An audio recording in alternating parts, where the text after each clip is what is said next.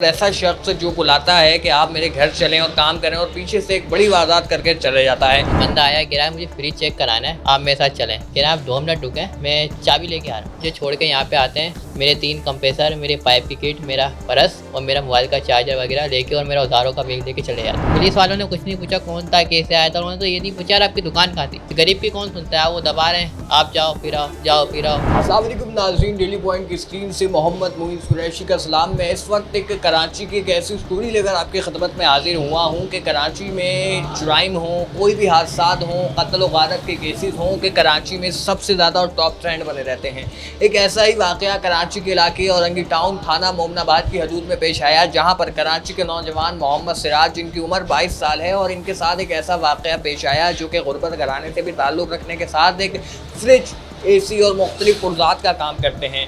मगर इन काम के सिलसिले में जब इन्होंने अपने काम को आगे बढ़ाया तो एक शख्स इनके पास हाजिर हुआ, जिस शख्स ने इनके साथ ऐसा क्या वाक़या करा जो सोशल मीडिया की ज़ीनत बन गया। इन सिराज नामी नौजवान की क्या कहानी है और सोशल मीडिया पर वायरल होने वाला ये किस्सा क्यों वायरल हो रहा है और इसके पीछे जो वजूहात हैं कि किस तरह से इसने वारदात की, और ऐसा शख्स जो बुलाता है कि आप मेरे घर चलें और काम करें और पीछे से एक बड़ी वारदात करके चले जाता है। मोहम्मद सिराज का कितना नुकसान हुआ और इस नुकसान का अजाला करने के लिए कराची पुलिस के जवान और कराची पुलिस के अफसरान कितनी इनकी सरगोशी कर रहे हैं और इनकी क्या दुख भरी दास्तान है। ये वारदात आखिरकार किस तरह रोनुमा हुई और इस वारदात के पीछे असल हक़ाइक़ क्या हैं, आइए जानते हैं कराची के नौजवान सिराज से। सबसे पहले तो मैं जानना चाहूँगा आपसे कि वाक़या हुआ किस तरह पेश आया था, आप कहाँ पर मौजूद थे, लड़का कब आया था, वक्त क्या था और इतना बड़ा वाक़या कैसे हो गया आपके साथ? मैं परसों का दिन यहीं मौजूद था दुकान में। 7 साढ़े 7 बजे हमारी जाती है लाइट। तो एक बंदा आया, कह रहा है मुझे फ्रिज चेक कराना है, आप मेरे साथ चलें। मैं चला ठीक है। उसने बोला आप अपनी बाइक छोड़ा, मेरी बाइक पे चलें। मैंने ठीक है, पेट्रोल वैसे इतना महंगा है, चलें इनके साथ चले जाते हैं। तो हमारे पीछे लगता है एक पीछे मंगल बाज़ार, तो वहाँ पे एक थल्ला है, वहाँ पे उन्होंने मुझे ले आके रोका। कह रहा आप 2 मिनट रुकें, मैं चाबी लेके आ रहा हूँ। तो फिर मैं वहाँ खड़ा होता हूँ, तकरीबन 20 मिनट वहाँ खड़ा हूँ। तो मुझे छोड़ के यहाँ पे आते हैं, मेरे 3 कंप्रेसर, मेरे पाइप की किट, मेरा पर्स और मेरा मोबाइल का चार्जर वगैरह लेके और मेरा औजारों का बैग लेके चले जाते हैं। 20 मिनट बाद जब मैं आता हूँ तो मेरी दुकान बिल्कुल खाली मिलती है। तो अच्छा, वो जो जगह थी जहाँ पर आपको एक शख्स लेकर गया था, वो यहाँ से कितना दूर थी? 20 मिनट, 25 मिनट, कितना रास्ता? 10 मिनट का रास्ता है, तकरीबन 10 मिनट का। आप जब वहाँ पर उसने ले जाकर छोड़ा और आपको बहाना बनाया कि मैं चाबी या कुछ भी लेकर आता हूँ, तो वहाँ कितने मिनट आप खड़े रहे और कितने मिनट बाद अंदाज़ा हुआ कि बंदा मशकूक था और फरार हो गया? मैं तकरीबन 20-25 मिनट वहाँ खड़ा रहा हूँ और मैं फिर कोने पे आके खड़ा हो गया। मैंने चलो आ रहा होगा बंदा, लेकिन वो आया नहीं। फिर जब मैं वापसी दुकान आया टेलता टेलता, मुझे तो पता ही नहीं था, मतलब हो सकता है किसी काम में फंस गया हो बंदा हो। जब मैं यहाँ आके देखा तो मेरा औजारों का बैग, मेरे कंप्रेसर और मेरे पाइप की किट सब गायब। फिर मैंने इधर आके देखा तो मेरा इधर मोबाइल चार्जिंग पे लगा हुआ था, मोबाइल तो मेरे पास ही था, लेकिन वो चार्जर और मेरा पर्स लेके चले गया। मेरे पड़ोसियों से पूछा अपने आके, कह रहे यार बंदा तो आया था, लेकिन फिर हमने देखा नहीं, अपने कामों में लगे हुए थे। कराची मोमनाबाद की हदूद में पहली वारदात है या इससे पहले भी इस तरह की कोई वारदात? पहले भी यहाँ बहुत सी ऐसी वारदातें हो चुकी हैं। जब मेरे इसका पता चला तो यहाँ के एक फ्रिज वाला है, मैं उससे सलाम दुआ करने गया तो कह रहा यार मेरे साथ भी 1 महीने पहले ऐसी वाक़या हो गया था। तो मैंने आपने कुछ बोला क्यों नहीं? कह रहा यार मेरा तो नुकसान ही नहीं होता, इसलिए मैंने कुछ बोला ही नहीं। तो बोला यार आपकी गलती, आपको आगे बताना चाहिए था, हमें बताते आगे फ्रिज वालों को बताते, कल को वो एहतियात करते। कह रहे यार मुझे तो नहीं पता। चलो वो खैर वो बात हो गई। फिर मैं मोमिनाबाद थाने गया FIR कटवाने। तो पहले तो उन्होंने बोला लाइट नहीं है, भेज दिया। फिर कह रहे एप्लीकेशन लेके आओ, फिर एप्लीकेशन लगवाई। फिर उसके बाद उन्होंने बोला हमारा अमला चेंज हो रहा है, फिर दोबारा उन्होंने भेज दिया। फिर चौथी मरतबा गया तो फिर उन्होंने बोला आप एक काम करें सुबह आएँ। फिर जब 5वीं मरतबा गया तो उन्होंने मेरे को ताबीज़ दे दिया बना के बाबा जी का, कि ये देखें, ये ताबीज़ उन्होंने दे दिया। कह रहे बस जाओ आपका काम हो गया। कैमरामैन से कहूँगा इसको जूम कर दिखाएं आपके सिंध पुलिस, मैं कोई सिंध पुलिस के उसमें नहीं हूँ कि सिंध पुलिस गलत काम करी कैसा भी करी है, वो उनको बताऊँगा। लेकिन फ़िलहाल इस तरह की शहरियों के साथ, जो गरीब शहरी हैं उनके साथ इस तरह की तावीज़ नुमा पड़ती ज़रा आप दिखाएँ। ये जो बैठे हैं पाकिस्तानी बैठे हैं, दिखवाई थी तो सिर्फ मेरे को NIC की मेरे को मिल गई, और जिसके अंदर पुलिस ने कोई एक्शन नहीं लिया, कुछ नहीं किया, और बस ये मुझे दे दिया और बोला आप जाएँ आपका काम हो गया। देखिए ये पर्ची जो है ये कोई FIR नहीं है और ना मैं कोई लॉ वकील बैठा हूँ, लेकिन मैं इस बात की ज़रूर है कि इस नौजवान की आवाज़ बनना सबका हक है और इस नौजवान की आवाज़ को आगे तक पहुँचाना, हुक्काम बाला तक पहुँचाना, ये हमारा फ़र्ज़ है जो हम पूरा कर रहे हैं। लेकिन ये जो पर्ची है जो कोई FIR नहीं है, ये सिर्फ एक लॉलीपॉप है जो कि सिंध पुलिस अक्सर देती है। लेकिन इस तरह के लॉलीपॉप को क्या नए आने वाले एडिशनल IG और IG सिंध इसको पूरा कर पाएंगे, या ये भी तावीज़ नुमा पर्ची का रिवाज कराची के थानों में चलता रहेगा? लेकिन मुझे ये बताइएगा आप पर्ची आपकी काटी गई, जो कि ये तावीज़नुमा पर्ची है, इसके बाद क्या बोला आपको? कोई बुलाया दोबारा, क्या किया आपने? इसके बाद ये भी नहीं काट रहे थे, तो मैंने इतने चक्कर लगाए तो उन्होंने नखरे तो पहले दिखाए, फिर उसके बाद उन्होंने काट दी। फिर मैंने बोला सर ये देखें आप क्या है, कह रहा आपका काम हो जाएगा आप जाएँ।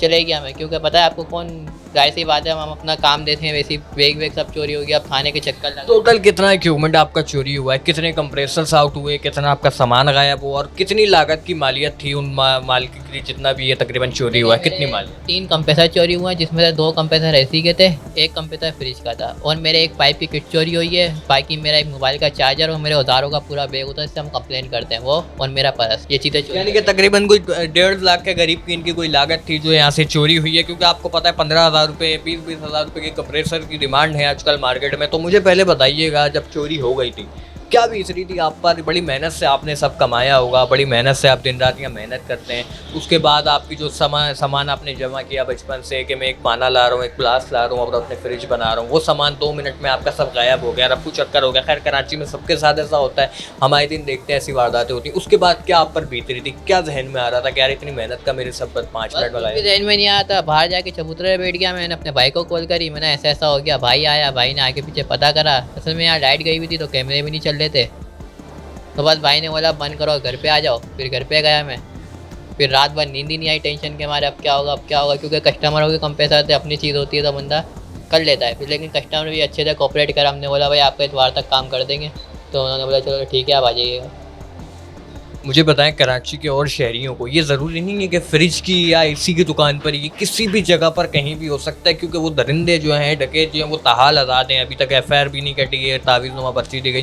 क्या मैसेज देंगे उन बाकी लोगों को, क्योंकि आप पर बीत चुकी है अब जो आपके हादसा हुआ कराची के शहरियों को? दूंगा कि वो एहतियात करें और जिसके साथ भी जाएँ तो उसकी गाड़ी का नंबर प्लेट नोट कर लें, जो मैंने नहीं करी, जो मेरे से गलती हो गई, और एहतियात करें कि दुकान पे किसी को बोल के जाएँ। और पड़ोस को मैं ही बोल के गया था अपने बराबर वालों को, यार मैं जा रहा हूँ ज़रा दुकान देख लेना, लेकिन फिर वही बात है, उनका भी अपने काम है, अब वो मेरी दुकान को ही देखेंगे। बस यही हुआ, अपनी जाए तो अपनी दुकान का शटल गिरा के जाएँ, ताला लगा के जाएँ और एहतियात करें।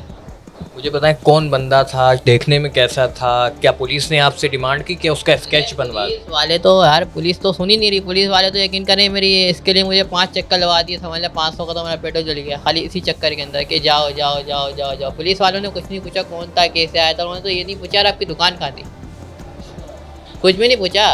और ऊपर से गरीब की कौन सुनता है, वो दबा रहे हैं आप जाओ फिर आओ, जाओ फिर आओ, जाओ फिर आओ, जाओ फिर आओ, यही हुआ। अच्छा मुझे बताएं कि वो शख्स जो था, मतलब देखने में कैसा था और दिखने में कैसा था, कैसी उसकी ताबूतात थी, किस तरह की उसकी हरकतें थी, कि मतलब वो जो है इस तरह की हरकतें कर रहा था, कैसा था? मैं नॉर्मल बनता था, जैसे हम और आप में आया यार परेशानी है, गोश्त रखा हुआ है, फ्रिज चेक कर लें, चले मेरे साथ, चले गया मैं। वो और कोई प्रोफेशनल बंदा था, मजावा कि उसने मेरे को ऐसा फॉल्ट बताया कि बैग लेके जा ही ना सकूँ। उसने बोला यार लाइन मेरी ख़राब हो गई है, आवाज़ आई है सुर सुर सुर सुर, तो उसमें बैग का काम था ही नहीं, तो मैं ऐसे ही चले गया। यानी कि उसने ये चीज़ भी देखी कि मैं बैग भी लेकर जाऊंगा, और उसने वो भी नहीं बताया आपको? प्रोफेशनल बंदा था ना, उसने मेरे को बोला कि यार आप मेरी बाइक पे चलें। ये आप पहली दफ़ा आया था आपकी दुकान पे, इससे पहले भी आ चुके हैं? पहली दफ़ा यार। आपने कभी इलाके में भी घूमते हुए नहीं देखा?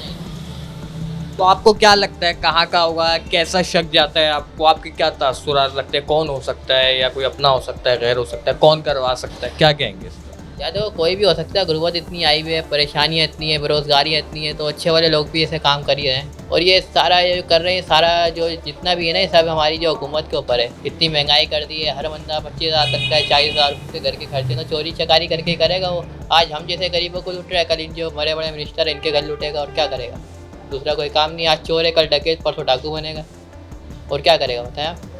आप क्या समझते हैं, कितना दुख में, कितने अफसोस में, कितनी अजियत में, कितना बड़ा आपका नुकसान हो गया, क्योंकि इस शॉप को आप चला रहे हैं और ये इतना बड़ा 1.5 लाख रुपए तक का आपका नुकसान हुआ, सामान औजार सब चोरी हो गया आपको। अब आप ज़ाहिर काम भी करेंगे तो औजार तो आपसे ही करेंगे ना, ऐसे तो हाथ से नहीं कर सकते।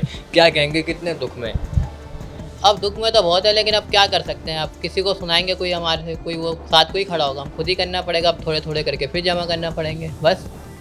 बिल्कुल नाज़रीन, कराची में हम कोई एक नहीं कह सकते कि एक बंदा हो, यहाँ तक तो कानून के जो मुहाफ़िज़ होते हैं वो ख़ुद भी जो है स्ट्रीट क्रिमिनल्स का निशाना बन जाते हैं। हमने पहले भी माजी में भी देखे कहीं ऐसे वाक़यात हुए, साफ़ी हो कोई भी बंदा हो। तो अब ये जो शॉप है, एक ऐसा नौजवान जिसकी उम्र सिर्फ 22 साल है और जो कि अपनी एक शॉप को रन करता है, लोगों की खदमत करता है, लोगों के फ्रिजेस को और दूसरी जो चीज़ें हैं कंप्रेसर्स को उनको ठीक करके अपनी रोज़ी का गुजर बसर करता है। ऐसे नौजवान के साथ एक ऐसा वाक़या जो कि तकरीबन 1 से 1.5 लाख रुपए तक की उसकी चोरी हो जाना, उसके लिए एक बहुत बड़ा जो है एक दाग होता है। लेकिन एक इसके साथ हमारे कानून पर भी दाग है कि ऐसी ना कोई पॉलिसीज़ हैं, ना कोई ऐसी चीज़ें हैं जो कि इन चीज़ों को कवर कर सकें। और ऐसे जो दरिंदे होते हैं वो माजी में भी घूमते रहते हैं। लेकिन ये है कि मैं कराची के तमाम शहरियों से दरख्वास्त करता हूँ, उनके लिए एक बहुत अच्छा पब्लिक सर्विस मैसेज है कि वो भी इस चीज़ का ख्याल करें। अगर ऐसा कोई वाक़या आपके साथ आए और ऐसा शख्स आए तो खुदा उससे एहतियात करें। और ये वो वक्त नहीं पाकिस्तान में कि हम किसी पर भरोसा कर सकें और भरोसा करके हम अपनी रोज़ी कमा सकें।